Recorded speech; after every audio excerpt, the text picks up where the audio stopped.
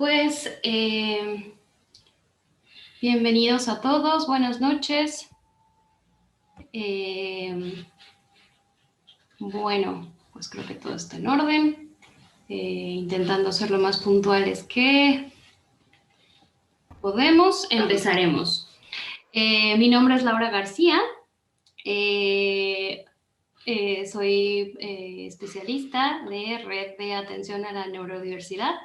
Para las familias que se integran por primera vez a estas pláticas, bueno, les recuerdo un poco las reglas. Es importante mantener su micrófono apagado para que la sesión se escuche bien. Cualquier intervención que necesiten hacer, pues es bienvenida. Pero les comento que al final de las pláticas normalmente destinamos unos minutos para hacer intercambio, para hacer comentarios, preguntas. Entonces, bueno, ese sería un buen momento. O de otro modo puede ser por el chat. Igualmente al final revisamos los comentarios o las preguntas. A quien se anime a activar su cámara, se los agradeceré.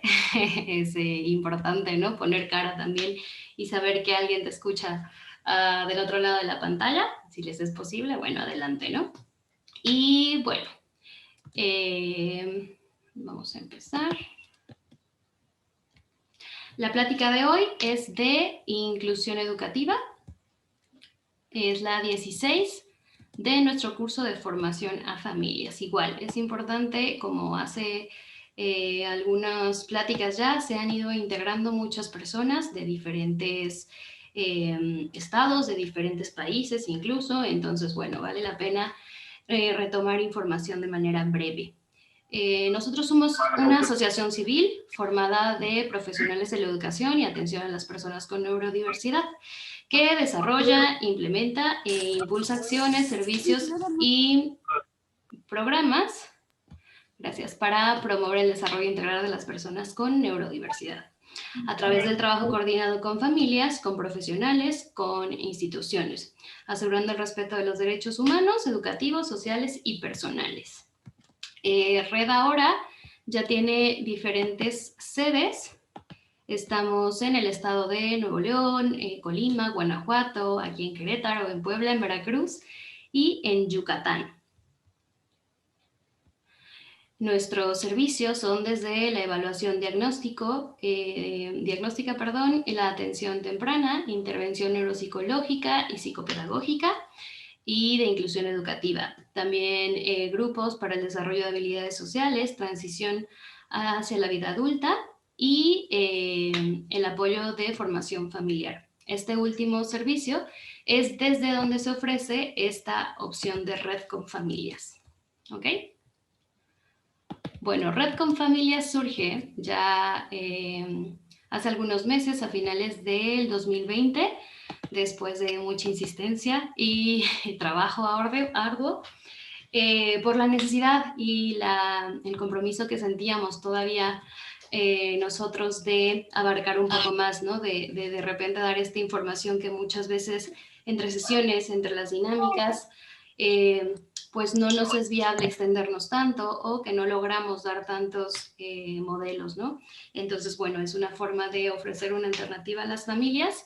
Ha logrado mantenerse de esta forma quincenalmente y gratuito, pues con todo el apoyo de los profesionales, pues tanto internos como externos y bueno, hasta internacionales que nos han acompañado en este proyecto para ustedes. Entonces, bueno, esperamos que siga siendo de utilidad para los que no han asistido a otras sesiones. Todos los videos los hemos subido a nuestro canal de YouTube. Búsquenos así como Red Atención a la Neurodiversidad y ahí pueden tener acceso a todos.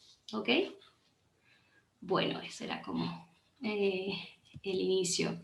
Este es el cuarto ciclo. Hemos tenido pláticas desde juego, desde diagnóstico, desde integración sensorial, ¿no?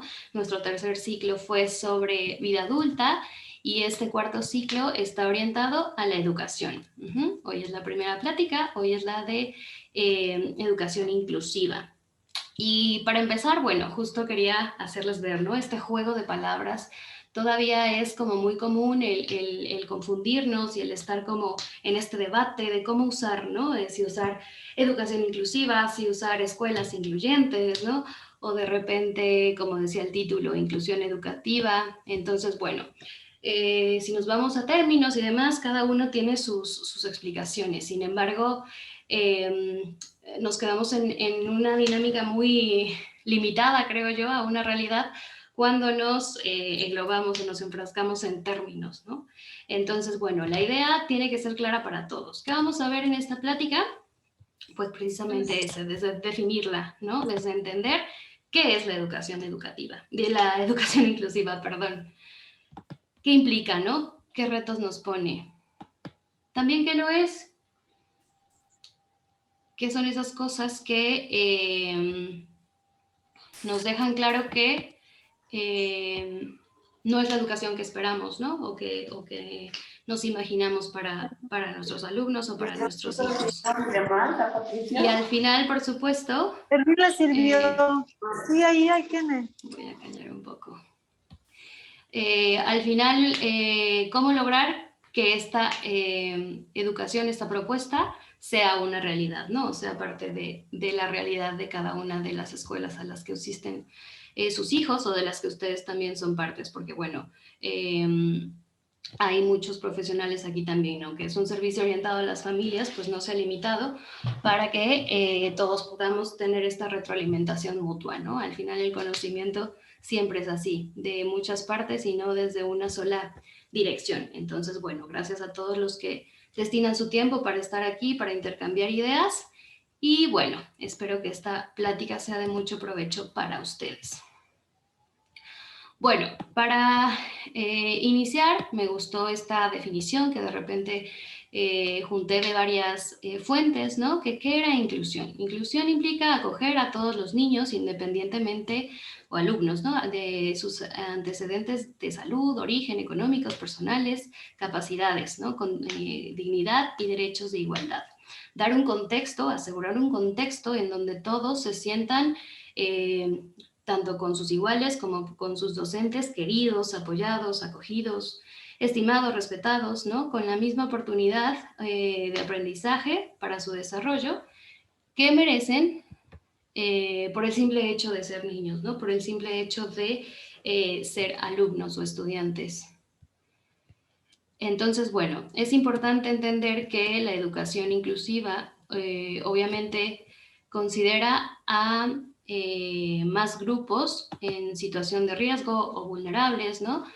No solamente orientados a estos que enfrentan por su contexto alguna discapacidad, pero bueno, de manera irónica tal vez, ¿no? También excluyente en esta plática nos orientamos a este grupo, ¿no? Al menos es en el que hemos tenido como mayor formación y experiencia y desde el que podemos hablar. Entonces, bueno, me pareció importante ofrecer datos específicos de a qué población estamos refiriéndonos, ¿no? De qué cantidad, a cuántos estamos afectando a través de, pues, por un lado, de nuestra práctica o al contrario, ¿no? De nuestra pasividad, por así decirlo, o quién más está viviendo lo mismo que nosotros, ¿no? Que no estamos solos en esto. Entonces, bueno, el censo del 2020 habla que el 16% de la población presenta alguna situación de discapacidad.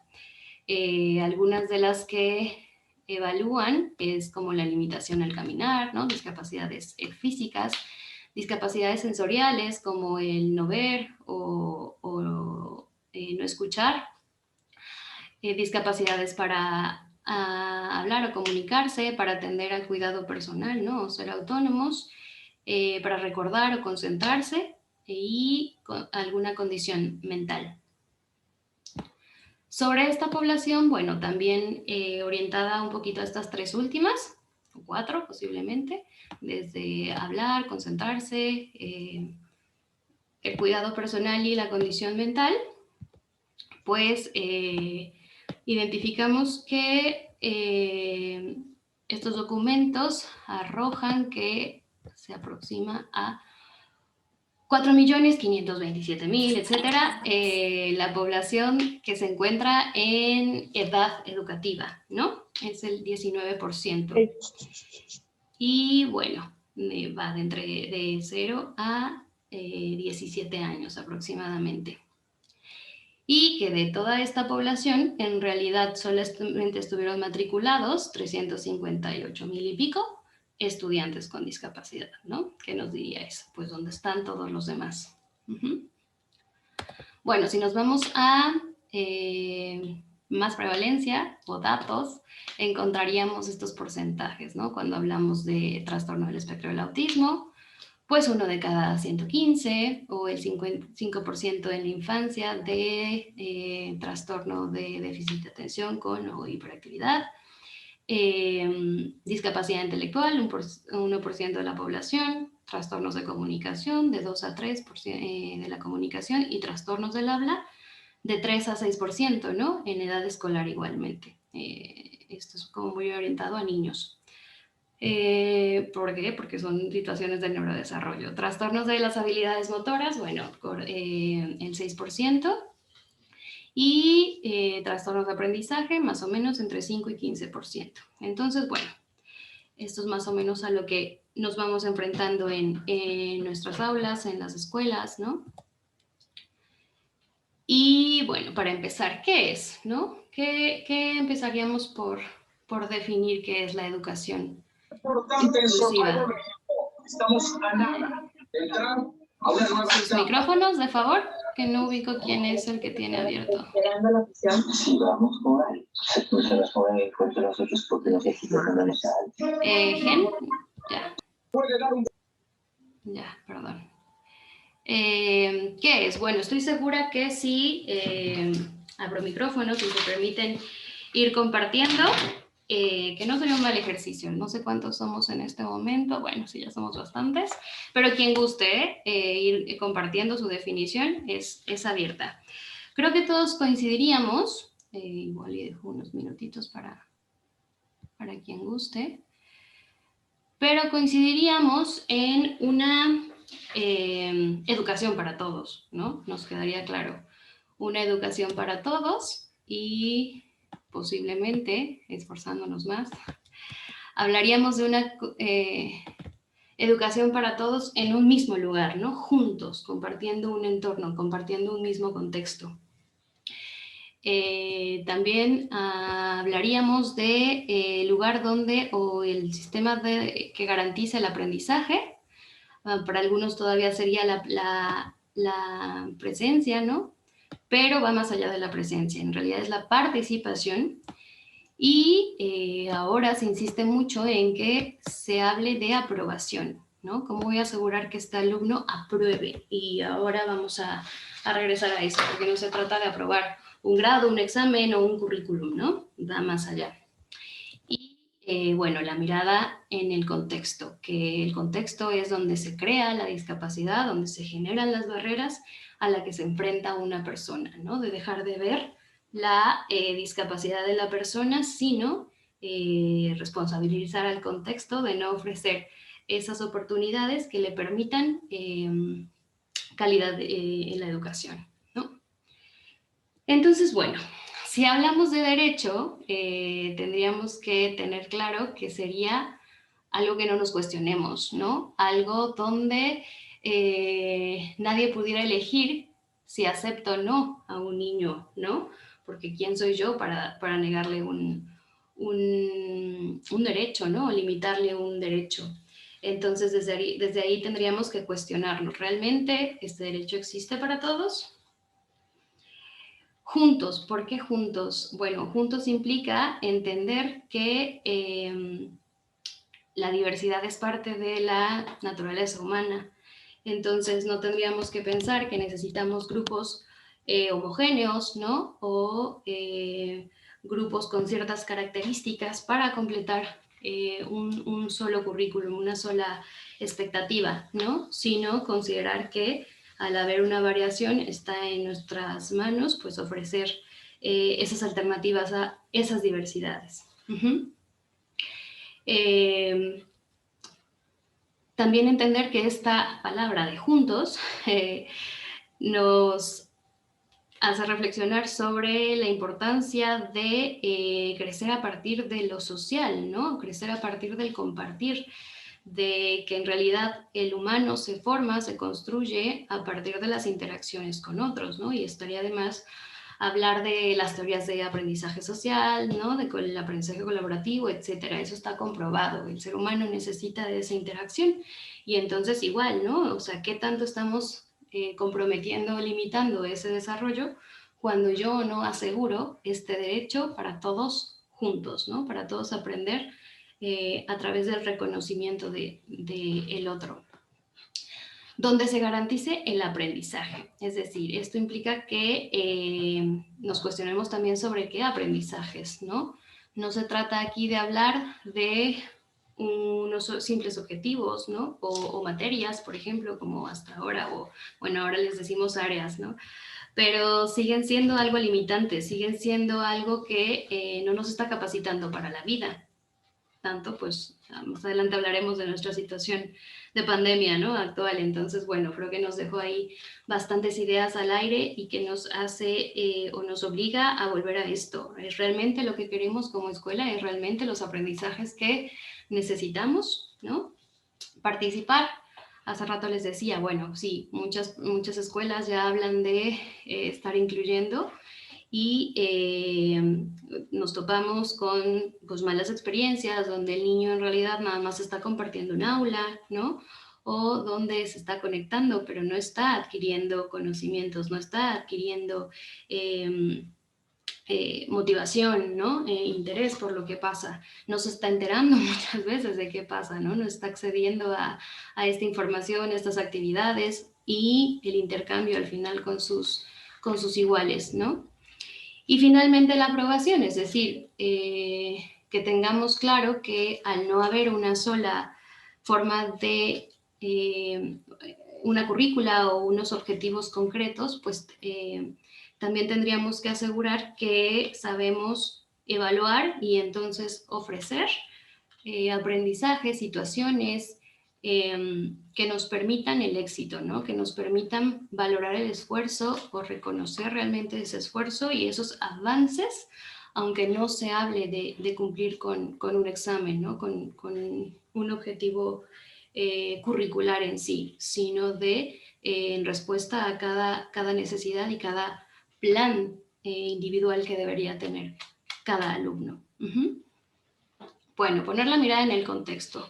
Es muy fácil de repente identificar, ¿no? Cuando el niño, pues no está tranquilo, no se sienta o no se comunica, todavía no va al baño, ¿no? Y así, nos iríamos a una lista, pero sin problema, ¿no? ¿Por qué? Porque siempre seguimos en un modelo bastante médico donde nos acostumbraron a ver la dificultad en la persona, ¿no? Como es él el que no se ajusta, es él el que no alcanza ciertas habilidades, ciertas metas, ciertos objetivos.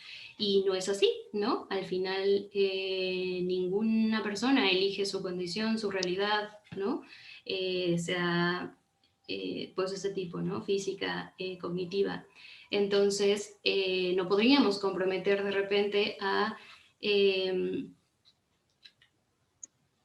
limitar o negar algo que ellos no eligen, ¿no? Es como de repente si ofreciéramos esa opción a los papás de, oye, ¿qué tipo de, no? ¿Qué tipo de derecho puede tener alguien que llega a tu vida, ¿no? Pues no se trata de eso. En realidad se trata de ofrecer lo que tú, pues tal vez en ese momento no conoces, pero que te responsabilizas o te comprometes a generar, ¿no? Generar las mayores oportunidades, opciones o alternativas para que esa diferencia no sea en realidad una desventaja, ¿no? Una situación de vulnerabilidad. Entonces, bueno, entendiendo un poco estos tres conceptos, es como realmente tenemos que repensar en qué es la inclusión, la educación inclusiva, perdón. Si no se cumplen con estas cosas, pues yo creo que estaríamos hablando de otro tipo todavía de idea, ¿no? De otro tipo de educación y de creencia desde la que estamos viendo la educación. Entonces, bueno, eso es lo que es, ¿no? Pero también tenemos que definir que no es. Bueno, antes de irme por ahí, está de más hablar de leyes, ¿no? O sea, no es un tema nuevo, estoy segura que todo lo que les he mencionado lo conocemos o lo sabemos desde hace varios años, ¿no? Tal vez décadas incluso. Y aún así, también tenemos claro que sigue siendo muy grande la distancia entre lo que dice la ley, entre lo que dicen de repente los derechos a la realidad que pasa pues tanto en el aula como en la interacción social, ¿no? Podríamos revisar desde pues asociaciones internacionales, México también ha hecho sus propios documentos, el micrófono, por favor, y incluso hay una estrategia nacional de educación inclusiva, y aún así creo que no todos tenemos la fortuna de vivir la escuela que queremos para nuestros hijos y alumnos, ¿no?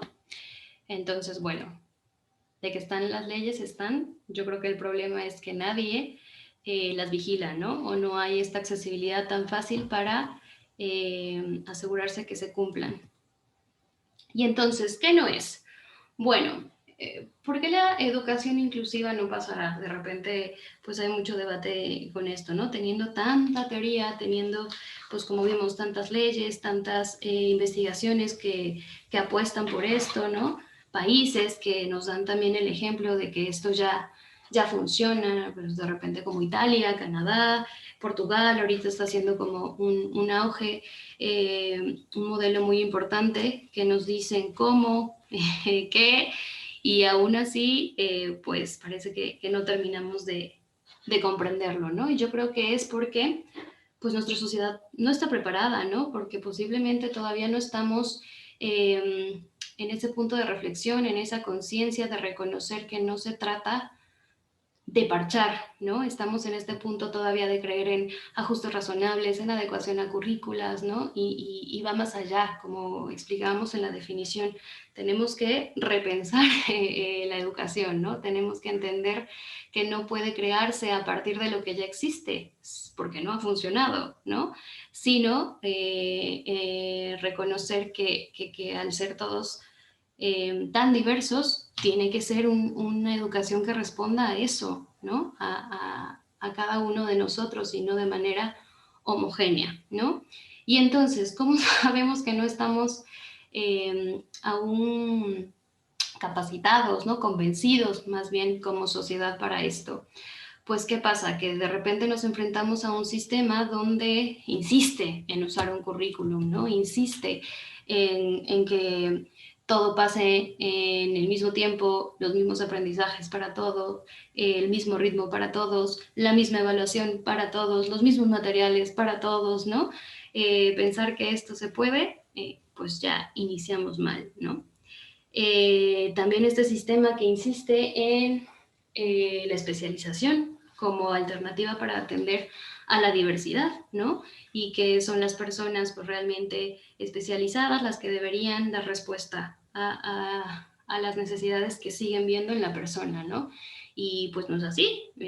¿Cuántas personas que los padres, ¿no? Son el mayor ejemplo de esto, que no están capacitados, no tienen una profesión orientada del desarrollo, aprendizaje, nada de esto, y aún así han aprendido a cómo convivir, a cómo apoyar, a cómo responder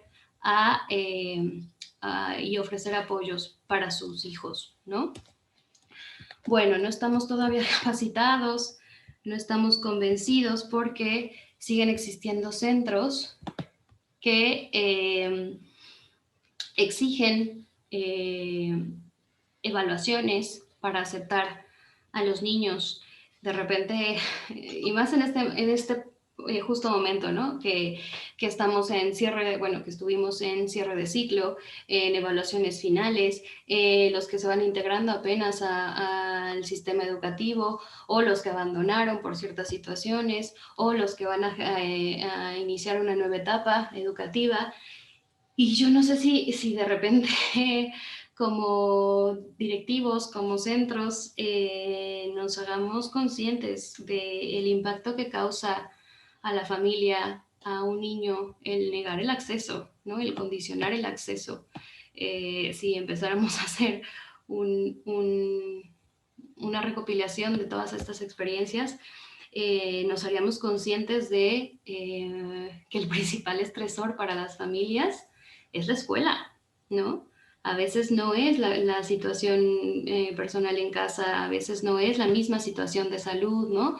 En la mayoría de las veces es la escuela que genera estrés, que genera esta duda todavía, ¿no? Que generan los padres también esta idea de que pues les hacen un favor, ¿no? De que tal vez sus hijos sí no tienen estas habilidades para merecer la educación, ¿no? Entonces, bueno, a mí se me hace muy grave e insisto, esta charla invita al conflicto, ¿por qué? Porque es recrear nuestras ideas, ¿no? Transformar nuestras creencias, nuestra experiencia, la misma forma en la que nosotros nos educamos y crecimos, pero eso no significa que no debamos cuestionarla, ¿no? Y eso no significa que el conflicto no sea necesario. Y bueno, insistiré en toda la plática que al final esto es más que claro que no depende de un centro, no depende de un maestro, no depende de un profesional, de un niño, de los padres, ¿no? Al final, pues tanto el que no ocurra o el que ocurra depende de un trabajo totalmente colaborativo, ¿no? Entonces, bueno, estamos hablando de lo que no es, no es culpar específicamente un entorno, pero sí concientizarnos, ¿no? Si supiéramos de verdad el impacto que esto causa a las familias, yo creo que tendríamos todavía mucho más compromiso de repente escasear en las alternativas, ¿no? En buscar, no sé, en deshacernos por encontrar alguna forma de evitar esta negación, ¿no? Entonces, bueno, profesores, bueno, pues profesores que todavía insisten o se preocupan por, ok, pero yo qué hago con los otros 20, ¿no? Como si de repente una población tuviera más derecho a la educación que otra, o como si educar a algunos fuera más importante o sobre los otros, ¿no? Profesores de repente que dicen, pero yo no estoy capacitado, bueno, eso ya lo sabemos, ¿no? Y insisto en lo mismo, los padres tampoco lo estaban y han tenido que responder a esto. Pues bueno, es esto lo que nos mete a parte de los compromisos que tenemos, pues capacitarnos. Al final, cada vez hay más recursos, ¿no? Gratuitos, en línea, de todas formas, y esta ya no debería de repente ser una limitante. Veo que de repente abren los micrófonos, no sé si es por accidente o alguien quiere comentar algo.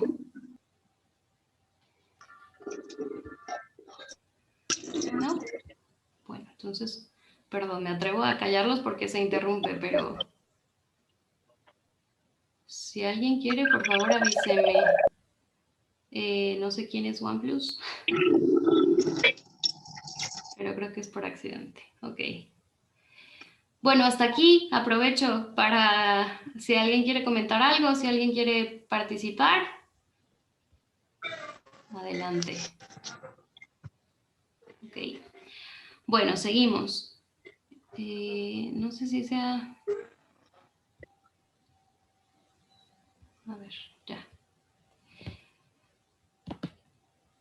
Bueno, familias, como les decía, ¿no? Que realmente no estén convencidos de las habilidades de su hijo, que le permitan a pues, una escuela, un médico, ¿no? Un profesional definir o creerle quién es su hijo. Nosotros no somos nadie para eso, ¿no? Ustedes tienen que estar siempre seguros y convencidos de las posibilidades de su hijo y seguir exigiendo porque pues no hay otra forma de alcanzar algo que todavía nos falta camino, ¿no? Otros padres, pues igual, de repente nos queda claro que no estamos capacitados cuando nos enfrentamos a papás que les preocupa que un niño que se enfrenta a alguna situación... ajá, alguien levantó la mano por ahí. Adelante, Ese yo. Sari. Sí. Sí, tengo una duda. Bueno, mi miedo es, yo tuve que sacar a mi hijo de la escuela regular el ciclo pasado porque él estaba en un centro de atención múltiple y lo inscribimos en una escuela, en una telesecundaria regular, pero nos pusieron muchas condiciones y aparte en ese entonces mi hijo estaba presentando muchas crisis sensoriales, no sé a qué se debían, pero eran muy frecuentes. Y ese fue mi miedo aparte el CAM hizo un reporte mencionando que mi hijo casi casi era un peligro para los demás, para todo en su entorno, ¿no? En el aula. Y y pues ese reporte lo leyó la escuela regular donde estaba, en la secundaria, y pues pusieron muchas condiciones. Y pues como que de cierta manera ya estaba como que condicionada pues que él estuviera ahí. Y eso que iba a ser a distancia, o sea, ni siquiera iba a ser presencial. A lo que yo mejor me di la tarea, bueno, mi esposo y yo nos dimos la tarea de mejor darlo de baja.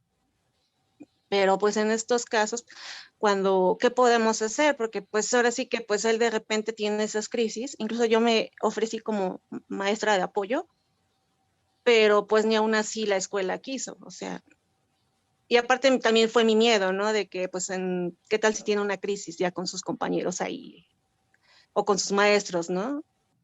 Claro. Bueno, gracias, Fari. A este tipo de intervenciones, ¿no?, tan específicas, es a la que me refiero que posteriormente podemos dedicarle un poquito más. Lo dejo ahí pendiente, pero entiendo, es la situación de muchas familias, ¿no? ¿Por qué? Porque pues la pandemia nos dejó claro que algo está mal, ¿no? Bueno, ya lo teníamos, no en sospecha, ¿no? En bastantes confirmaciones, pero esto lo súper dejó en evidencia. Entonces, bueno, puedo apostar que muchas de las familias aquí pasaron por algo similar o están pasando por algo similar, y al final este tipo de pláticas o sesiones, la idea es eso, informarnos, ¿no? Al final que tenemos recursos, que tenemos al final una ley que de cierta forma nos ampara, o ir también entendiendo que pues está en nosotros el seguir luchando y defendiendo ese derecho, ¿no? El también juntos construir, el trabajar de forma colaborativa, como yo te decía, pues puedo entender cualquiera de los puntos, pues no sé, que de repente si no hay ciertos recursos en el centro educativo de personal, pues tenían esta situación, ¿no? O pues en este aspecto que era como un poquito más riesgoso tal vez para los demás, etcétera, bueno, que sienten algunas limitaciones. Ese es el objetivo, el poder escuchar de todas las personas o los contextos involucrados, las situaciones y las realidades y las necesidades, ¿no? Y hacer lo posible por responder a esto. Entonces, bueno, yo creo que esto sigue siendo, sin ser una receta mágica o una alternativa o un mismo camino, ¿no? O un camino ya definido. Sin embargo, eso no significa que no sea viable, ¿no? Y que no debamos seguir trabajando en todo esto. Entonces, bueno, lo dejo para comentarlo al final. Estoy segura que, como te dice, vas a coincidir con muchas más familias. Y bueno, les hablaba, ¿por qué todavía esto no surge? Pues sí, ¿no? Por ir reconociendo de repente las responsabilidades de cada factor o cada contexto involucrado, pues sí. Otros padres que les preocupa que sus hijos no aprendan al mismo ritmo o que el aprendizaje de sus hijos se vea comprometido por que existan niños que no tienen los mismos contenidos académicos, ¿no? O las mismas habilidades que sus hijos. Entonces, bueno, mientras exista esa percepción de la diversidad, pues evidentemente no vamos a abogar por una educación inclusiva. Y profesionales que querramos pensar que nuestra versión es la única en la que nos orientemos todavía a un diagnóstico, a ver las deficiencias, ¿no? O las limitaciones, en lugar de reconocer a una persona de manera integral, con sus talentos, con sus habilidades, con sus situaciones, emociones, características, etcétera. Ok. Bueno, y como les decía, la pandemia nos trajo una revolución, ¿no? Tanto que, pues, cuántas bajas han existido, cuántas familias han apostado por otros sistemas como el homeschooling, ¿no? Porque hemos visto que en realidad esta educación no responde, y no hablemos de una población que se enfrenta a barreras para el aprendizaje o barreras físicas o sociales, ¿no? En realidad para todos los niños. ¿Por qué los niños sufren al ir a la escuela? Eso tendría que ser la clave más importante, ¿no? De que algo no está bien, porque, como les decía hace rato, las familias se estresan en lugar de encontrar en la escuela muchas veces esperanza o un entorno acogedor, ¿no? O que les dé confianza, o un lugar donde estén seguros que sus hijos están atendidos, aceptados o queridos, ¿no? Entonces, bueno, pero hasta que nos obligaron, hasta que no nos quedó de otra, nos fuimos dando cuenta que sí se pueden hacer las adaptaciones que desde hace tanto esta educación inclusiva nos decía, ¿no? Es decir, ¿por qué no se puede en otros espacios, ¿no? ¿Por qué no puedes modificar tus espacios, por ejemplo? Que no sean tan saturados, que no sean pues no sé, de repente tan fijos, ¿no? Que si yo tengo un alumno con dificultades en la movilidad, ¿no? O limitaciones para la movilidad, pues no pueda decidir que pues su salón este año, no sé, en el tercer piso, que sea aquí, una persona o un alumno que se enfrente a una condición, no sé, de ceguera, y de repente que yo no pueda entender que hay otras alternativas, como de repente, pues no sé, marcar los caminos, ¿no? Para que acceda más rápido a su salón. O sea, ese tipo de modificaciones se han hecho, tanto que para todos, para el súper, para todo eso hay guías ahorita, ¿no? Y mayor estructura, y tanto que lo pedíamos desde hace ya tiempo. Bueno, pues ya vimos que todo eso es posible. Y también vimos que, o nos va a tocar, la posibilidad de tener grupos reducidos, que los salones no funcionan con grupos de 30, 40 alumnos, ¿no? Que los mismos alumnos pudieran reconocer que ni aprenden, ni reciben o se sienten escuchados por los profesores, ¿no? Bueno, en este caso los que pueden decirnos eso, los más grandes, y que no es la misma atención. Nos obligamos o nos vimos en la necesidad de aprender a usar tecnologías, de aprender a usar otros recursos, de entender que nuestra clase tal vez no se limitaba a un libro de texto, ¿no? O a una actividad en lápiz y papel, sino que podemos utilizar un repertorio súper amplio de aplicaciones, de programas, de videos, de canciones, ¿no? De otras alternativas, que al final estamos súper necesitados de trabajar en conjunto con la familia, ¿no? En comunicación con la familia, ahora que los maestros también tuvieron que abrir sus clases y permitir que todos los padres estuvieran presentes, pues bueno, favoreció o no, en muchos casos, esta comunicación, pero de que se necesita, ¿no? O se necesitaba, y que ahora ya esperemos que se mantenga, pues era sí o sí necesario, ¿no?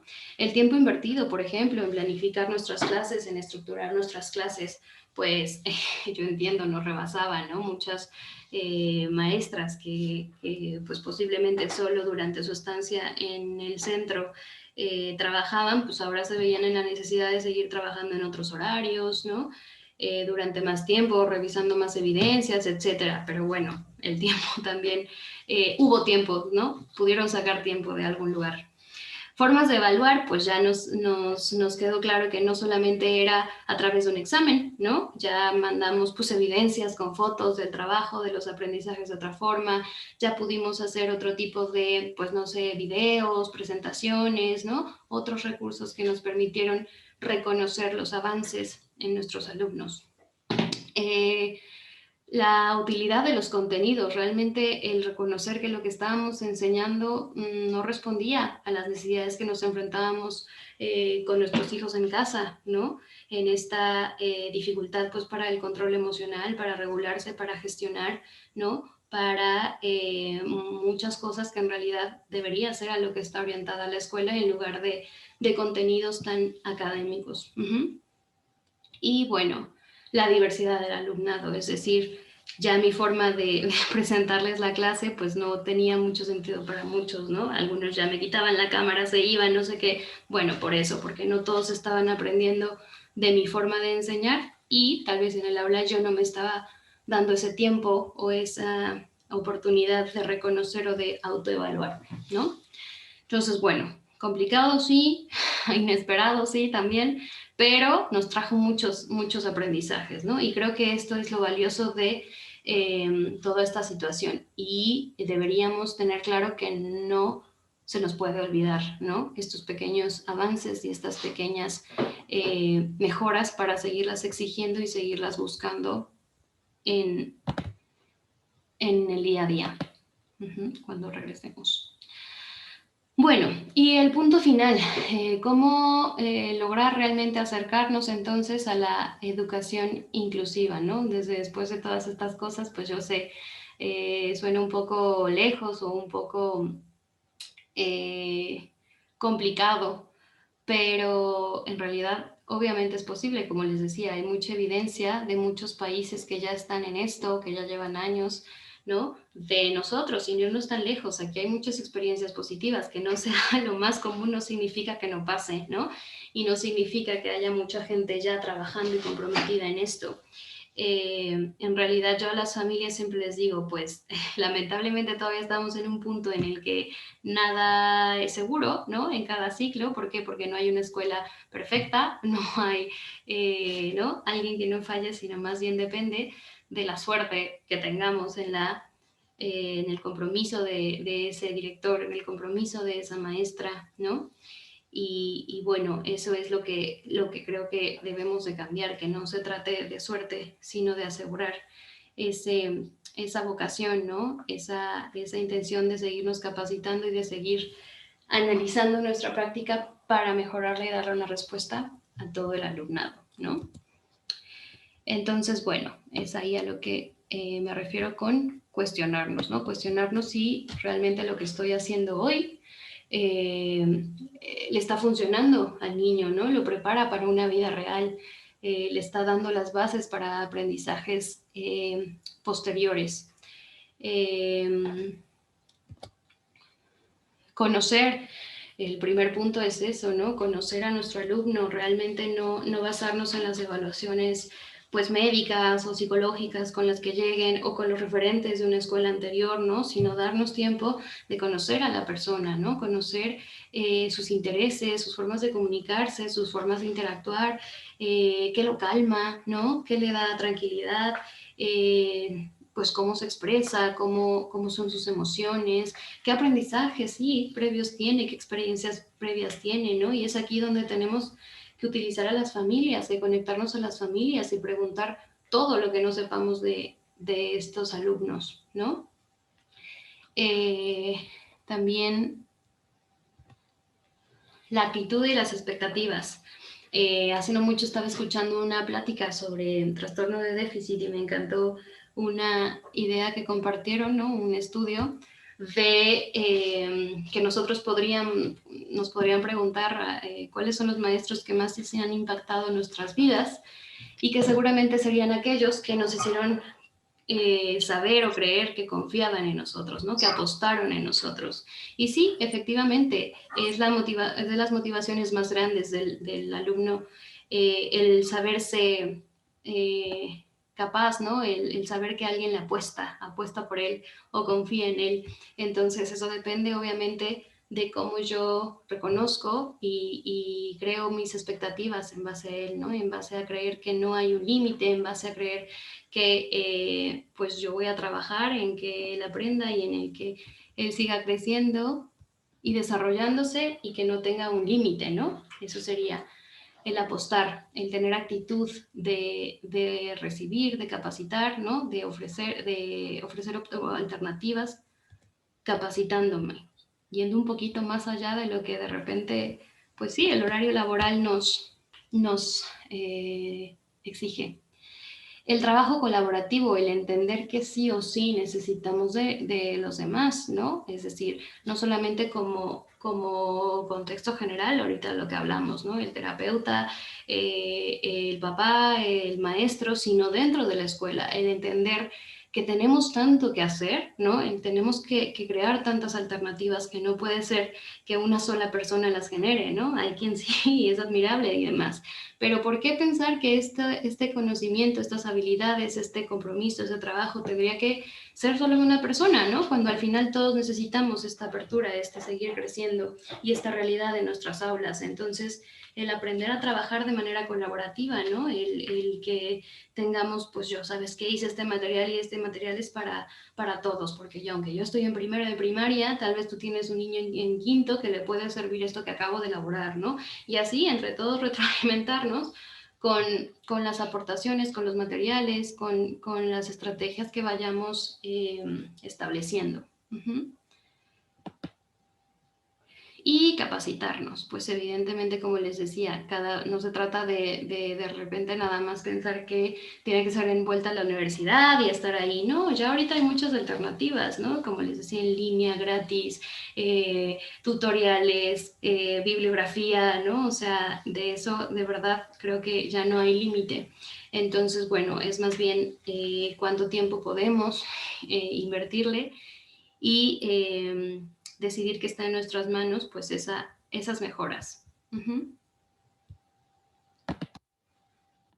Ok, aquí les puse una cita que pues evidentemente va para los maestros, pero yo les diría, si le quitáramos el contexto para docentes, sería para todos nosotros en realidad, ¿no? Seamos padres, profesionales, ¿no? Como sociedad. Es decir, esta idea que les he expuesto no es un tránsito fácil, ¿no?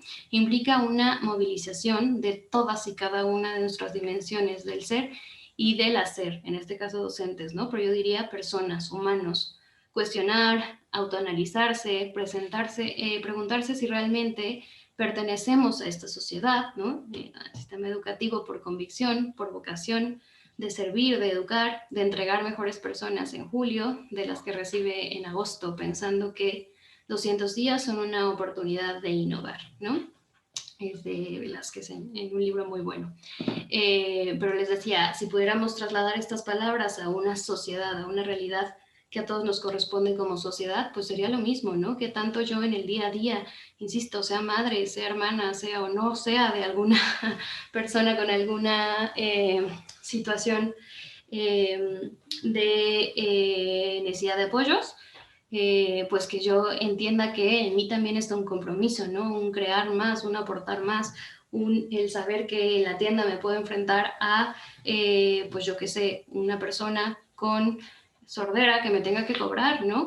Y que tanto yo estoy enterada de el lenguaje de la lengua de signos, ¿no? O como les decía, personas con ceguera, cómo dirigirme a ellas, ¿no? Cuándo saber si ofrecer ayuda, si no, etcétera. Pues de nada de esto estamos tan enterados o tan sensibilizados precisamente porque no crecimos en esta realidad, ¿no? Y eso no implica que no tengamos que cambiar y aceptar que es esta sociedad a la que tenemos que apostarle. Iba a mencionar algo, pero se me fue la idea. Ok, entonces, ¿cómo ir creando esta realidad desde diferentes entornos, ¿no? Pues yo empezaría antes me adelanté un poquito, antes de el centro educativo, pues desde formación, ¿no? Estamos insistiendo en ofrecer carreras de formación, tanto licenciaturas como carreras técnicas, etcétera, que son al final los docentes o los responsables directos de atender a los alumnos, a los niños, y creemos que los programas que se crearon hace años siguen respondiendo a esto, ¿no? Queremos una educación inclusiva, pero los docentes están formados en una educación diferente. Entonces, no embona, ¿no? No da respuesta. Más bien desde ahí tenemos que empezar a modificar en qué estamos enseñando. Por ahí hay un micro, porfa.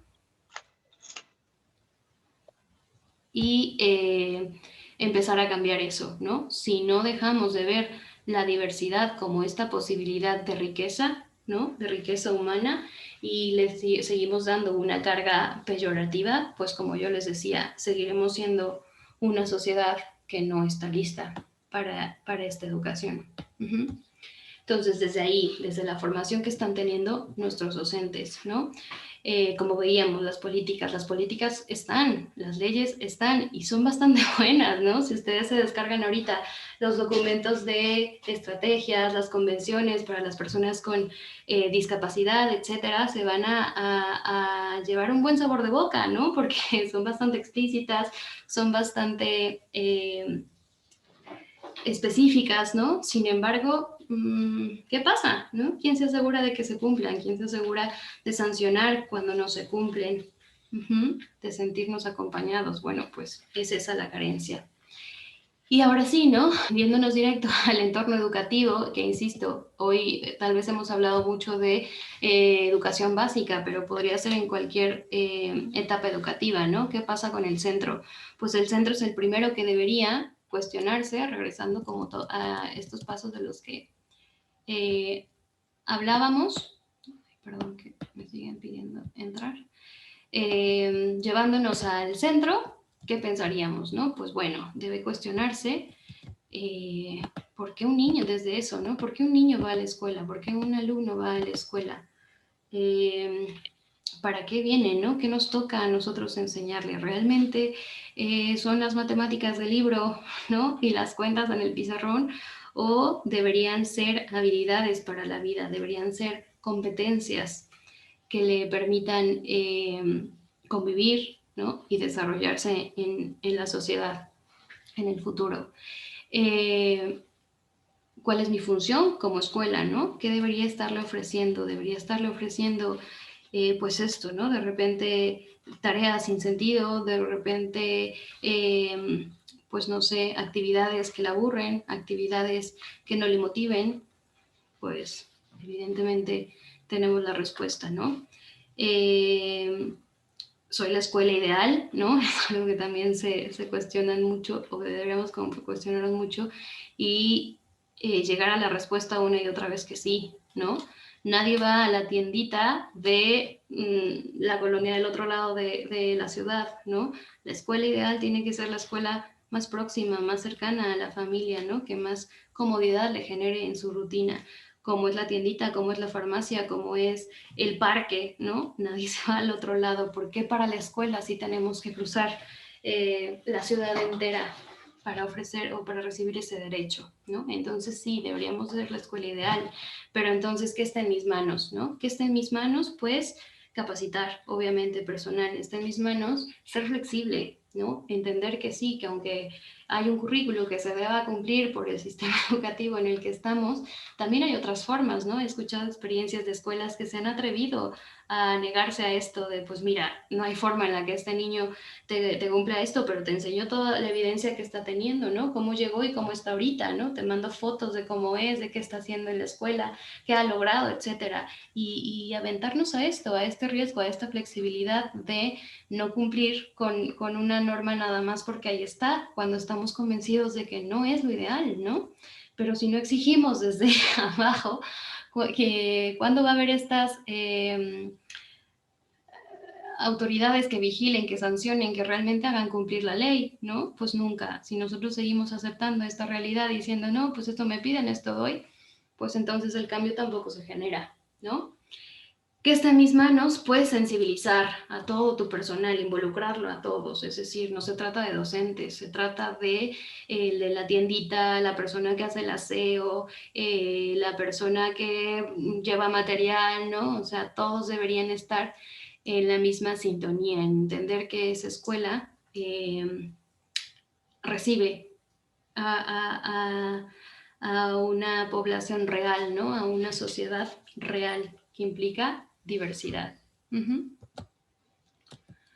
Bueno, y en realidad no tenemos pocas opciones, no tenemos pocos recursos, ¿no?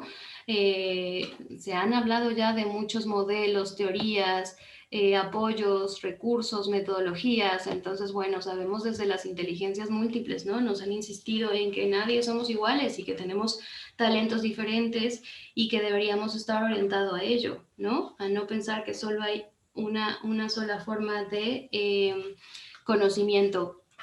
Las competencias clave, pues entender que no se trata de currículum, que no se trata de materias, de áreas o asignaturas, sino se trata realmente de competencias, ¿no? De todo esto que genero para que el niño sea o la persona sea autosuficiente, sea que tenga un pensamiento crítico, que sea capaz de resolver problemas, de hacer elecciones, de planificar, ¿no? De crecer también a través del otro.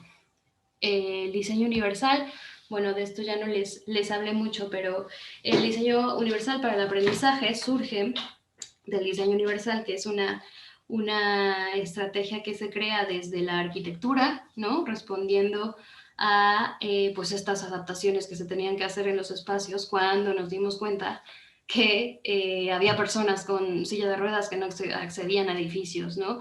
O personas con ceguera, con alguna otra limitación que se enfrentaban a barreras y entonces se dieron cuenta que era mucho más caro hacer este ajuste y que pues requería mucho más tiempo y al final dañaba la estética del edificio, ¿no? Y entonces que había una forma mucho más eficaz, eficiente, que era el diseñar pensando en todas estas posibilidades a las que se iba a enfrentar el usuario de estas construcciones, de estos edificios, ¿no? Y creo que es justo lo que propone para el aprendizaje, el anticiparnos, el crear una variedad amplia de alternativas para todas las diversidades que se van a presentar, ¿no? Estas inteligencias que se van a presentar y entonces tal vez que si un niño aprende pues a través de más actividad, más movimiento, pues ofrecer una actividad que se ajuste para ese niño, pero también para el que disfruta más de la lectura y algo más tranquilo, pero también para el que disfruta más el niño que necesita esta experiencia, ¿no? Y entonces tener ya todo planificado, tener ya todo anticipado para ofrecer eso para todos era mucho más, es mucho más eficiente que en el momento intentar hacer estos ajustes, ¿no? La neuroeducación, pues lo mismo, similar a lo de las inteligencias, que el cerebro es tan diverso, ¿no? Que tenemos que dar respuesta a estas también de manera individual y también aprovechar el cómo aprende el cerebro, ¿no? Cómo funciona, pues bueno, a través de la motivación, ¿no? A través de crear realmente un interés en el niño, cómo va ejecutando tareas, cómo las comprende. El aprendizaje basado en proyectos, que ya vimos que puede ser compartido, que no se trata de copiar una lección y responder unas preguntas, ¿no? Sino realmente llevar ese conocimiento a la práctica, a algo más vivencial, cooperativo, bueno, pues que es con el otro, ¿no? Que el conocimiento se construye mejor, ¿no? Incluso a nivel cerebral, ha habido estudios que ahí representan que cuando la actividad se comparte, pues hay más áreas del cerebro trabajando, ¿no? O conectadas. La evaluación auténtica, un recurso que nos permite entender que no se trata de el examen, ¿no? No se trata de este cuestionamiento y de que como me compruebes que como aprendiste y avanzaste, sino al contrario. Yo al tener muy claro las competencias que tú necesitabas entender o aprender, perdón, y practicar, pues viendo tu esfuerzo, viendo tu desempeño durante este tiempo, ¿no? Viendo ahora cómo te enfrentas a diferentes situaciones, a diferentes tareas, yo puedo hacer esa evaluación, ¿no? Más real a tus avances. Recreos inclusivos, pues no pensar que la dinámica educativa se da solo en el aula, ¿no? Sino que también en los momentos de recreos y que posiblemente estas barreras no solamente ocurren en un salón de clases, sino para muchos de nuestros pequeños con dificultades sociales también en los recreos. Entonces ahí también teníamos que aprovechar situaciones para facilitar la interacción. Y aulas multinivel, también pensar que no tendríamos todos que estar en un mismo grado, ¿no? ¿Qué pasa? Bueno, algo curioso que a mí me pasó cuando estaba haciendo la especialidad en España, que les hacía muy raro, ¿no? A una asociación concreta que visité, el que yo pudiera hablar de experiencias pues de inclusión no tan negativas, ¿no? O positivas o exitosas, porque para esa escuela el camino era la aula específica, ¿no? Es decir, un grupo dentro de la escuela que estaba con profesionales especializadas para atender en ese caso a niños con trastorno del espectro del autismo. Y que era esa la metodología, ¿no? Porque le ofrecías pues todo este entorno controlado, porque le ofrecías todos estos materiales de anticipación, Teach, ¿no? Todos los pictogramas, PECs, etcétera. Y bueno, de repente nosotros, desde una población sin tanto recurso económico, ¿no? Pensemos en una escuela rural que usan este tipo de aulas multinivel, y eso no significa que los niños no aprendan, ¿no? O eso no significa que nos esté dando una educación que les permite avanzar y aprender. Bueno, pues eso pasaba, ¿no? Que no se necesitan realmente tantas atenciones específicas cuando hay pues esta colaboración de la que hablamos y este interés y compromiso. Bueno.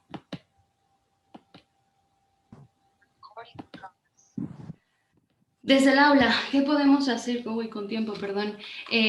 Pues como decíamos, ¿no? Planificar para todos, anticiparte a tu población. Si tú conoces a tus alumnos, si tú conoces a tu población, será más fácil dar respuesta a eso. Y eso implica que sepas, pues, que los motiva, ¿no? Sabe cada uno de manera previa, cómo se comunican, cómo entienden y reciben información, ¿no? Cómo comprenden o interpretan el contexto. Asegurar que comprende lo que le decimos, las instrucciones, las actividades, la secuencia de acciones que tiene que hacer y que al final puede expresar, ¿no? Puede responder de alguna forma a estas actividades. Si no aseguramos, pues va a ser una actividad, como les decía al inicio, ¿no? De estas que el niño responde completa, pero no se enteró qué pasó, ¿no? No fue significativa para él. Ofrecer opciones de acción, como les decía, ahorita ya tenemos una variedad muy clara de las alternativas, ¿no? Pues bueno, que no solamente puedo ofrecer, como les decía, el libro, o de repente fichas, o pues no sé, solo un video, ¿no? Ahorita tenemos pues que juegos, ¿no? El famoso Kahoot, o ahora que hemos hecho lo de... Hay también lo del escape room, ¿no? Que es como retos y ir generando ahí pues motivación para que todas estos aprendizajes pues se vean como más vivenciales. El trabajo por proyectos. Esto es súper importante, las redes de apoyo. Al final, pues yo creo que es uno de los pilares súper importantes a lo que le ha puesto la educación, que el niño no va a aprender únicamente del docente, va a aprender de los compañeros. Entonces, si yo no aprendo a usar también a los compañeros como apoyo, pues pensaré que todo depende de mí como profesor, como docente, ¿no? Cuando tengo otros 10, 15 alumnos que podrían aportar unos a otros. Insisto, no se trata de ver a un niño en específico, porque caeríamos en la misma dinámica de discriminación, sino que unos a otros, todos tenemos esta diversidad, esta riqueza, pues bueno, ¿qué aprendemos de qué y de quién? A ver esto, porque... Ya te va a traer rojo el pañal. Ay, agua. El pañal, hijo. El micrófono, por favor.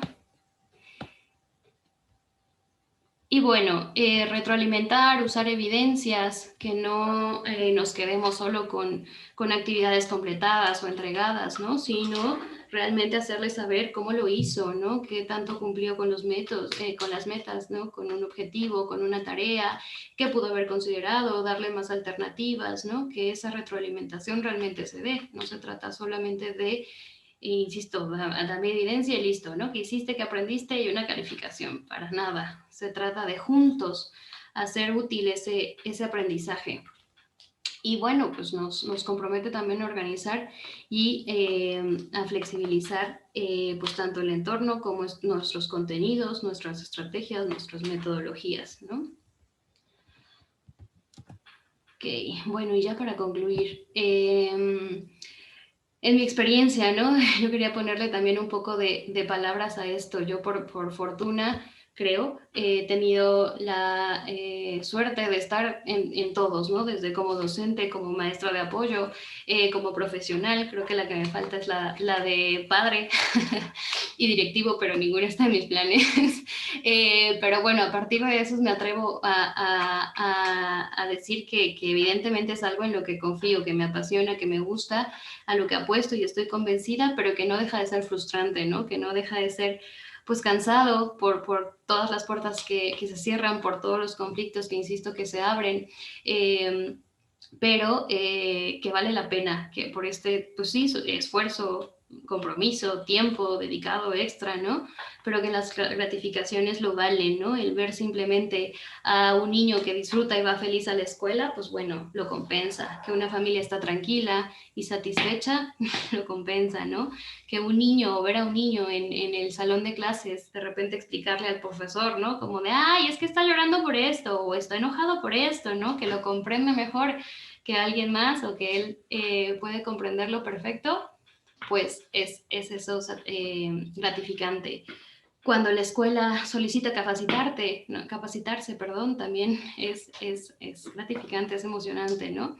Cuando el maestro sigue jugando, ¿no? Sigue involucrado en el recreo, aunque ya no es hora de trabajo, es cuando vale la pena todo esto. O cuando como profesionales ya no somos solicitados, ¿no? O necesarios, porque la escuela ya puede resolver, enfrentarse, ¿no? O sentirse suficientemente capaz, pues es nuestro objetivo, ir desapareciendo. Cuando los padres tienen en su agenda que el viernes, ¿no? La próxima semana su hijo será invitado a comer a casa de un compañerito, bueno, pues eso es lo que paga, ¿no? Todas estas situaciones, pues de repente a veces de frustración, de esfuerzo, ¿no? Desanimadas. Entonces, bueno, al final creo que es importante entender que el luchar por esto es para nosotros mismos, ¿no? O sea, es decir, el pensar que todo esto pase y se haga una realidad, pues no es para los niños que ahorita están cursando, posiblemente no nos toque, ¿no? Ver los resultados o esta realidad ya hecha, pero eso no significa que dejemos de sembrar la semillita, ¿no? De seguir en este camino, pues todavía bastante inicial, y entender que todos estos ajustes que hacemos para los grupos de riesgo, de vulnerabilidad, pues al final son para nosotros, ¿no? Yo recuerdo con mucho cariño a mis de mis primeras jefas, ¿no? Que de repente me decía, bueno, el estar en esto, en esta lucha, es para ti, ¿no? Es para tu beneficio al final. ¿Por qué? Porque todos tenemos un pase directo a la discapacidad, ¿no? Ya sea por enfermedad, ya sea por edad, ya sea por embarazo, ¿no? Ya sea por lesión, por cualquier situación, cuando nos toque, pues de repente cuidar a los padres, ¿no? Todos vamos a hacer acceso de estos apoyos que se hicieron de repente para personas que ya no, con dificultad auditiva, ¿no? O con dificultad motora, o con ceguera, etcétera. Todos vamos posiblemente o muy seguramente para el uso de estos recursos. Entonces, bueno, insistir que no es un favor o una lucha para alguien más, ¿no? Es para nosotros mismos, solamente que de repente damos por hecho que al no estar directamente en esta realidad no nos corresponde, y al final todos nos vemos beneficiados, ¿no? ¿Por qué? Porque pues somos parte de esa sociedad que creo que es a la que le apostamos. Entonces, bueno, pues dejo unos minutos si alcancé para que podamos comentar, compartir. Insisto, es abierto esto, y es como a través de escucharlos a ustedes desde los diferentes contextos como podremos hacer este intercambio mucho más enriquecedor. Entonces, adelante, quien se anima a compartir, a comentar, es este el momento.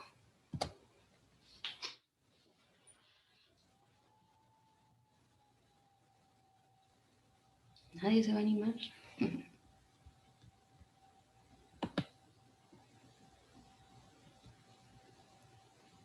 Sus experiencias, alguien.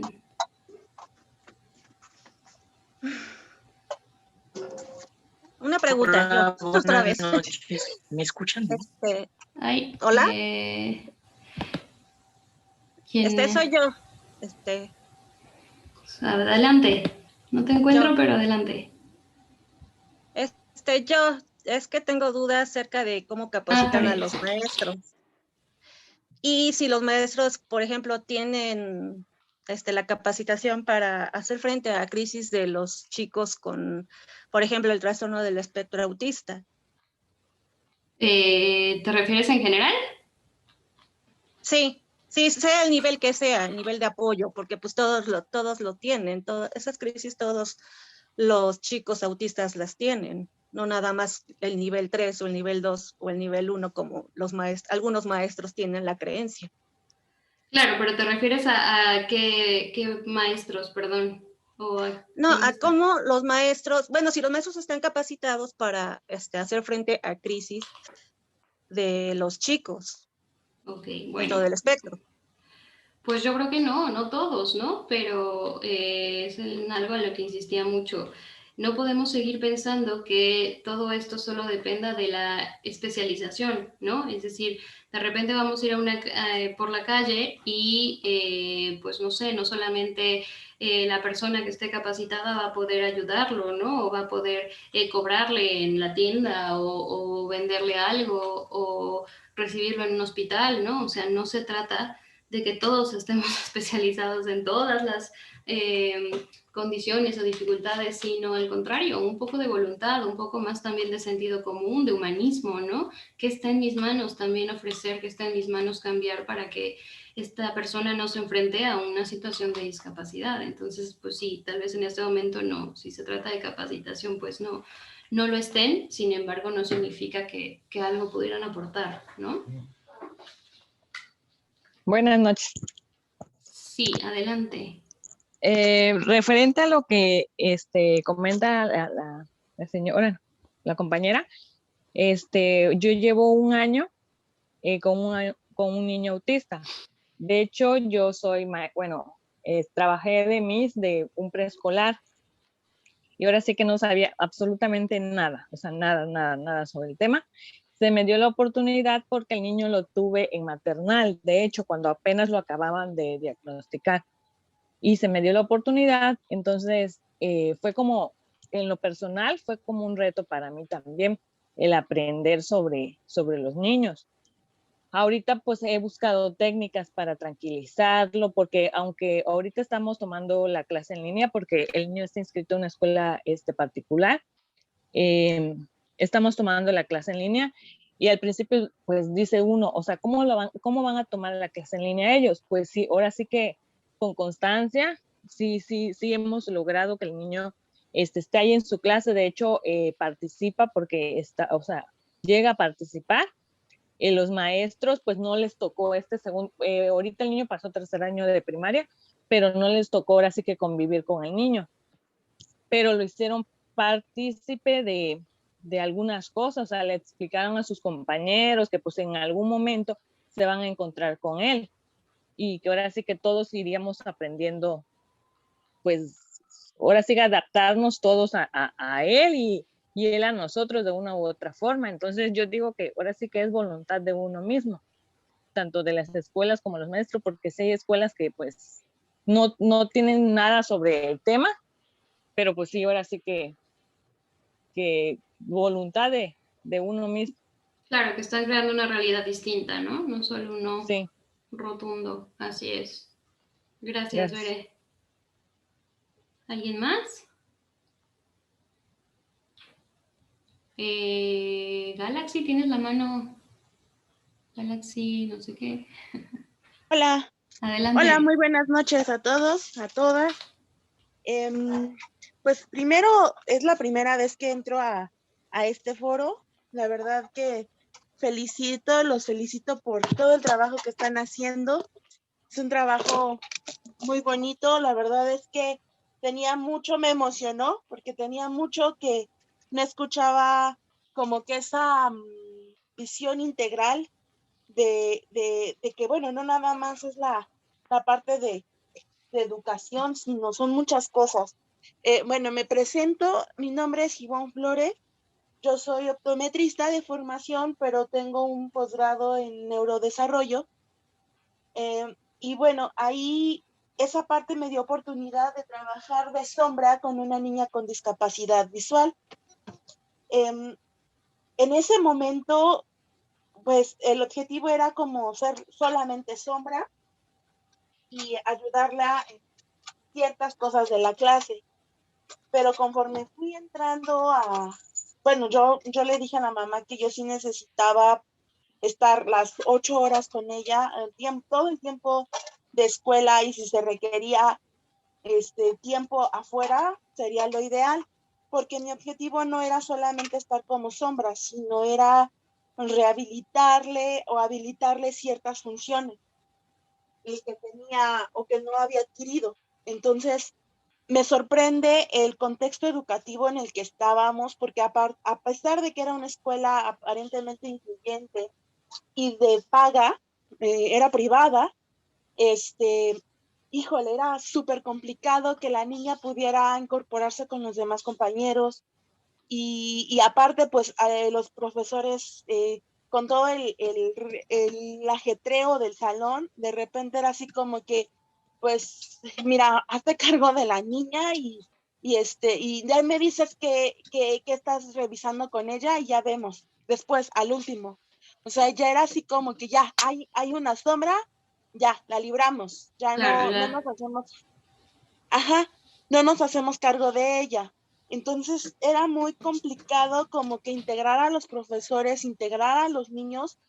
La verdad es que yo sí hacía varias dinámicas, ¿no? Así de, a ver, como tenían en un lugar específico sus cuadernos, a ver, te toca, le decía yo a mi niña, a ver, te toca entregar los cuadernos. Y la maestra, ay, es que se va a tardar, ¿cómo le vamos a hacer? Híjole, pues es que ni ve, ¿cómo va a entregar los cuadernos? Ahorita lo va a entregar. Y yo le daba el cuaderno, a ver, este es el cuaderno de tal. Y ella decía, hablaba, o sea, repetía el nombre y escuchaba dónde estaba el niño y corría hacia donde estaba el niño y se le daba el cuaderno y andaba corriendo, ¿no? Lo hizo muy rápido. Y A ese lo que era voy es, el, sí, sí. perdón, a lo que voy es que cuando a mí me entregaron a esa niña y me presentaron el parte de los diagnósticos, yo pensé que me iba a enfrentar con una niña totalmente ausente, con una niña que no cooperaba, con una niña que hacía mucho berrinche, porque así lo ponían, y que aparte tenía problemas de atención muy severos y Sí que es. probablemente convulsionaba. Entonces era un diagnóstico sumamente difícil, porque tenía muchas cosas, tanto de neurólogos como de oftalmólogos. Vamos cerrando, por favor, digo, haciéndolo muy concreto para poder dar palabra a más personas. Sí, sí, perdón. Y bueno, a lo que voy es que no tendríamos que delimitar por solamente un diagnóstico, ¿no? Porque Así es. generalmente le decimos, es que es un niño ciego, es un niño con autismo, es un niño, no, ese niño tiene diferentes capacidades y diferentes cosas y hay que potencializarlas, hay que irlas viendo, ir dándole adaptar eso que tiene de potencial para tener mejores resultados. Exacto, para definirle, ¿no? Su plan de intervención, incluso las competencias que Sí, debe aprender. Era más sí, importante esto de forma autónoma encontrar sus materiales que de repente la actividad en el libro en sí, ¿no? Y es ahí claro. otra parte de la responsabilidad de nosotros como profesionales, médicos, lo que fuera, psicólogos, ¿no? ¿Cómo hacemos esa evaluación a partir de una desventaja, a partir de las que consideramos desde este modelo obviamente todavía médico, en que la dificultad está en el niño de todas las deficiencias, ¿no? Como si eso nos permitiera intervenir. Hay que hablar de los talentos, de las posibilidades, de las competencias, perdón. Gracias. Luzma, también tienes la mano levantada. Adelante. Hola Laura, buenas Hola, noches. hola. Mira, pues con todo lo que se está hablando ahorita y con respecto a la formación que deben de tener actualmente los docentes, yo creo que ese es un punto muy importante, ¿no? Existe dentro de la formación de profesores aquellos que se forman de manera general con todos los conocimientos y existen otros planes de estudios en las cuales los profesores se especializan en la educación especial. Entonces aquí es mi duda con la congruencia, porque bueno, se nos dice y se nos habla a las familias que tenemos algunos chiquitos con neurodiversidad, que tenemos que incluirlos dentro de una escuela normal, ¿no? Dentro de la normalidad. Pero entonces existe en esta formación de profesores esa división, los que se van a dedicar a la educación especial y los que van a hacer de manera general. Las escuelas normales, en la normalidad, tienen profesores formados para ser profesores, digamos, de niños neurotípicos. Así Y es. entonces ahí, o sea, es ahí como que mi punto o mi duda. Entonces se tendría que formar a los profesores ya de manera general para que Claro. tuvieran la capacidad de poder tener acceso a tratar a niños de cualquier tipo de neurodiversidad. Entonces, tal vez ese sería uno de los puntos. ¿Cómo Así se es. forman actualmente los profesores? ¿Qué herramientas se les dan? Creo que ese sería la parte medular, ¿no? Con el mismo No sé. plan de estudios que hace 20 años, ¿no? Pensando en que la escuela no cambia, pensando en que la escuela sigue siendo una institución que capacita para el empleo, para el trabajo, ¿no? Para la eficiencia, para liderazgo, ¿no? Todos estos conceptos de competencia y no para la formación humana, ¿no? No para el desarrollo del ser, no para el desarrollo a partir del otro. Entonces, sí, por eso desde ahí también partía, ¿no? Que las licenciaturas, las carreras, siguen educando hacia una creencia homogénea, ¿no? En que lo importante es esta mayoría, esta población, y lo demás, como no está en mi contexto, no existe, ¿no? No tengo que darle respuesta, no tengo que crearme retos, no tengo que cuestionarme si mi plan de estudio todavía funciona para la realidad de esta sociedad, ¿no? Entonces sí, ahí está, Así desde ahí es, surge.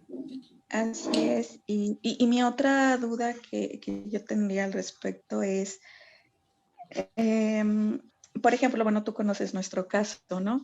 No hemos tenido problema o dificultad de poder, de que nuestro niño pueda integrarse a esta educación, que podríamos catalogarla como normal. Pero bueno, como igual y comentaban algunos de los otros participantes, a lo mejor hay chiquitos que tienen dificultades mayores, ¿no? Entonces, podríamos decir que hay un punto específico en el cual se podría decir, este chiquito es mejor que vaya a una escuela más reducida porque necesita mayor atención y este otro niño puede tener la capacidad de poder enfrentarse a una escuela normal, ¿no? O sea, existe un punto en el cual se pueda decidir, o eso es ético, eso es normal que se haga o que se realice, o todos con todas las condiciones tendríamos que enfrentarnos a una educación normal. Desde la perspectiva de la educación inclusiva, todos, ¿no? ¿Por qué? Porque volvemos a lo mismo. ¿Por qué se me ocurre hacer un aula de 30 niños? Porque no estoy concibiendo mi diversidad, mi población, las necesidades, que no hay forma en la que una sola persona pueda responder a 30 niños con la calidad que debería ser, ¿no? Es muy complicado porque tengo que empezar a generar lo que yo les decía, la pandemia nos tiene que dejar esto, no volvamos a los grupos de 30 alumnos, quedémonos con estos que están proponiendo de 15, ¿no? Pues sí, tenemos ritmos diferentes, no vamos a asistir todos los días, necesitamos más espacios, sí, todos esos conflictos se van a generar, pero porque tenemos que entender que la escuela que tenemos hoy no nos da resultados, no nos da el ancho, ¿no? Insisto, no solamente para niños con necesidades de apoyo, para todos, ¿no? Que la pasamos tan mal en esto. Entonces es eso, el cuestionarnos que cada una de las cosas que no funcionan realmente es porque la estamos viendo todavía desde una escuela que no es inclusiva. ¿Sale? Los contenidos, el espacio, las evaluaciones. Uh-huh. ¿Alguien más? Sí, gracias, Laura. No, a ti. Hola, buenas noches. Sí. Yo quisiera hacer una pregunta. ¿Cómo hacerle o cómo conocer que esa escuela, la que sea, están nada más utilizando el eslogan. ¿Y cómo puedo hacer yo, de manera particular, saber que no es un eslogan y que realmente están trabajando todo lo que se está diciendo, aún así con todas esas circunstancias de todas virtuales, y que en un momento dado realmente están enfocando toda esa parte, y que no nada más sea pura publicidad, tanto escuelas de carácter oficial como caracteres particulares, ¿no? Que siempre a veces se dice que algunas utilizan mucha publicidad y otras muy poca, ¿no? Entonces, ¿cómo hacerle? Gracias, buenas noches. Pues yo creo que es riesgoso, ¿no? El que se atreva a vender así, porque como yo les digo, todavía no es real, ¿no? Todavía no es algo que exista en sí. Están pequeños intentos, están modificaciones, está en proceso, ¿no? Ya hay prácticas que están funcionando. Pero yo creo que sería desde este punto, ¿no? De saber qué tanto conoces a mi hijo, ¿no? ¿Qué te has comprometido a apoyarle para que aprenda? ¿Cuáles son las competencias que va a aprender en este curso? ¿Qué herramientas estás utilizando, ¿no? Para que él acceda, para que él comprenda esta información, para que tenga pues opciones para pues, responder a tareas, ¿no? A lograr ahí actividades, planes, o sea, yo creo que sería desde ahí mucho de lo que todavía pues como les decía hace rato, tenemos como parche, ¿no? Como opción, pues es por un lado lo que comentaban de la maestra sombra, ¿no? Pero también esto de los ajustes razonables. Bueno, pues hazme un plan, al menos de ajustes, ¿no? ¿Qué ajustes estás haciendo para este niño, ¿no? Para mi hijo, para la persona con la que trabajamos. Yo creo que es eso, el estar conscientes de esos objetivos y de esas formas en las que planean lograr esos objetivos. Y el niño en sí, ¿no? Yo creo que los niños nos dicen todo, el que vaya con ganas, el que vaya contento, el que te haya comentado algo que aprendió, algo que disfrutó, quién es su amigo, por ejemplo, con quién jugó, eso es la evidencia de que realmente está pasando algo de inclusión, ¿no? ¿Alguien más? Muchas gracias. No, ¿de qué? Bueno, pues si nadie más se anima. ¿Gloria?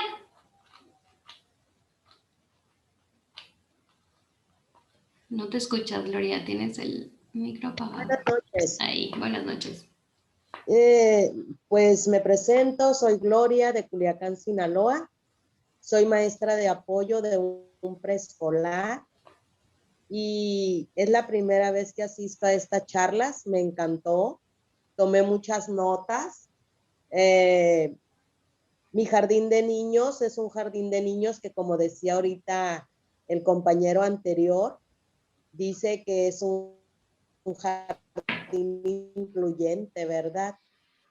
Y al tener este eslogan que somos un jardín incluyente, yo como maestra de apoyo pues tengo una gran responsabilidad, ¿verdad? Del trabajo y la empatía y el acercamiento con los padres, porque el padre de familia llega al jardín con grandes expectativas, con temores, con algunos miedos. Entonces, mi función inicial es el trabajo y sensibilización con las maestras. Este ciclo escolar, como bien lo dice usted, la pandemia nos ha dejado un gran aprendizaje y también una empatía y una actitud y un compromiso hacia nuestros alumnos, ¿verdad? Este ciclo llegaron 3 alumnos con condición de autismo, un niño a primer grado y 2 niños a segundo grado de preescolar. Llegaron en un momento donde pues la situación para ellos en su condición de autismo era realmente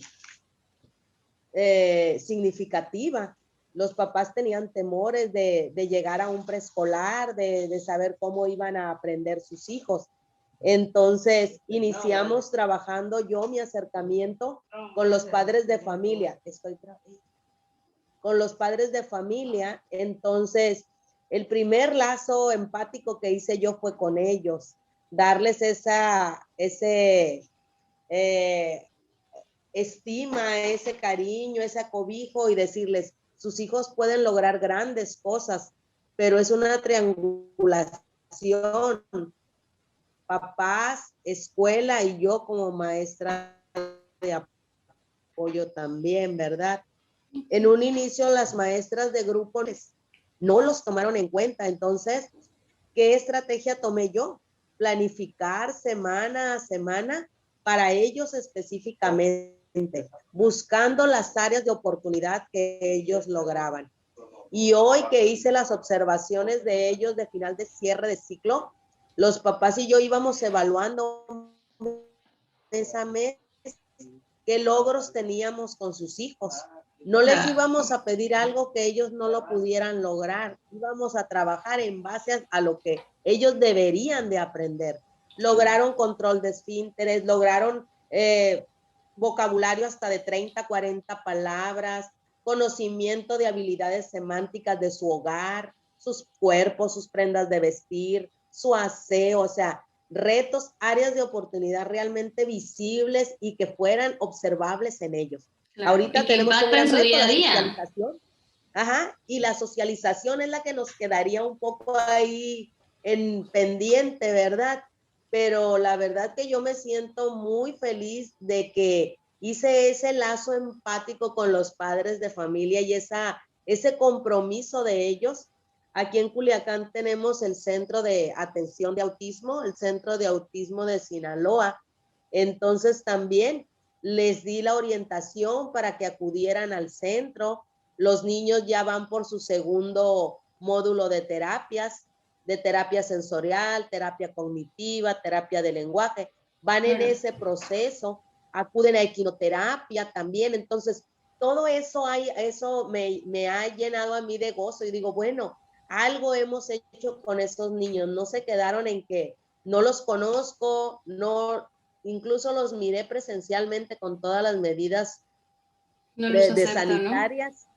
Sí, para conocerlos, para observarlos, porque no era la misma en que yo iba, les dejaba materiales, les llevaba sus materiales, les mandaba sus planificaciones semana a semana, pero había un momento en que yo los quería ver y íbamos al jardín de niños y los llevaban y yo observaba cómo trepaban la resbaladilla, el columpio, corrían, atendían, entonces todo eso cerrando, fue Gloria, porfa. Perdón, ¿eh? Sí, mil Muchas gracias. gracias. No, a ti Sí. por compartir tu experiencia. Sí, gracias. Pues eso es lo que anima, ¿no? El saber que de verdad no está en las manos solamente de especialistas, que mucho de esto es vocación, es convicción, es esfuerzo, ¿no? Es el estar dispuesto a resistir, como de repente yo les digo a los papás, ¿no?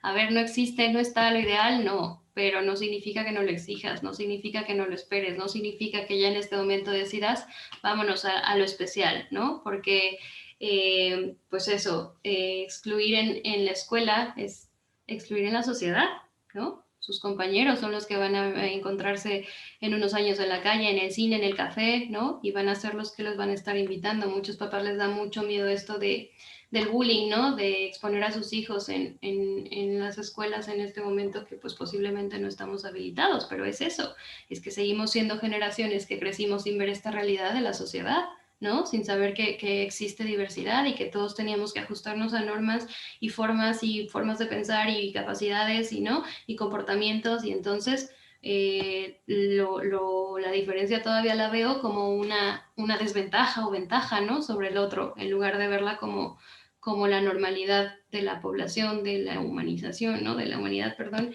y de enriquecernos a partir de eso, ¿no? De que todos tenemos cosas que aportarle al otro. Pues bueno, muchísimas gracias a todos. De verdad esto es un compromiso como sociedad. Yo les diría de esta plática, quédense con qué vamos a hacer mañana, ¿no? ¿Qué está en mis manos y qué puedo hacer ya a partir de mañana? Para que esta realidad no esté tan lejana y cada vez se acelere un poco más el acercamiento a que pase. Síganos en redes, porfa, les compartimos mucha información por ahí. Los videos están colgados en YouTube. Búsquenos como Red de Atención a la Diversidad o @rediversidad en Instagram, también por ahí publicamos cosas. La próxima plática es de educación híbrida, la imparte Moni, una especialista también en inclusión. Esta sí se modificará, será en jueves, cosa que no habíamos hecho antes, bueno, pero que tuvimos que ajustarnos un poco por la ponente. Y les vamos dando información por el grupo, estén al pendiente y cualquier cosa saben que nos pueden escribir directamente, ¿sale? Muchas gracias, que tengan bonita noche, que descansen y seguimos en contacto para cualquier material, información, quedo totalmente a sus órdenes, ¿sale? Saludos. Buenas noches, gracias. Buenas noches. Bye. Buenas noches, gracias. Bye. Gracias. Buenas noches, gracias.